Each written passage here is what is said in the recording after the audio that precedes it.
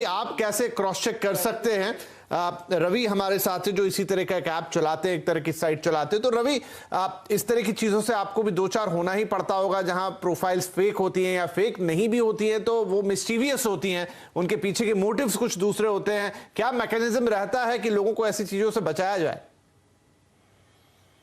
देखिए क्या होता है कि अभी डेटिंग एप्स काफी पॉपुलर हो गए हैं।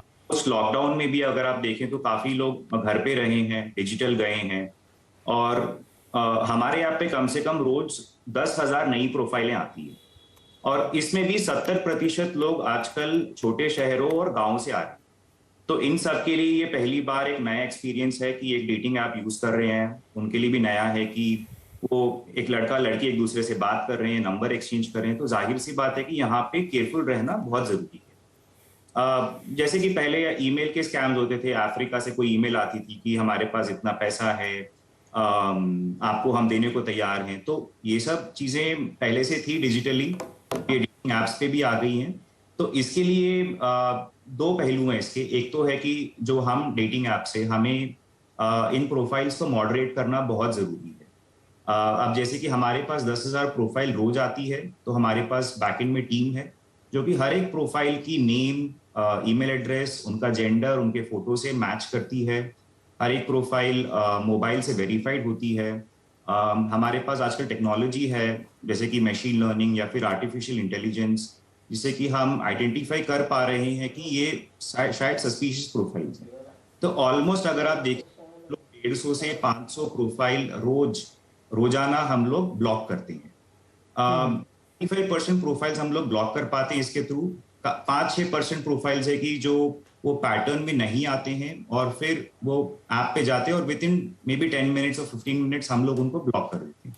बट ये जो 10 मिनट्स के गैप में शायद ये जो डैमेज कर पाए ये काफी हाई हो जाता है। जी, ये बड़ी चीज है। तो हिमानी, मतलब एक तो हो गया कि आप प्रोफाइल ही आपका ऐसा है जिसको आउटराइटली समझा जा सकता है कि यहां पर गलत इरादों से आया, लेकिन कई बार आप प्रोफाइल से ये नहीं समझ सकते कि पीछे का मोटिव क्या है।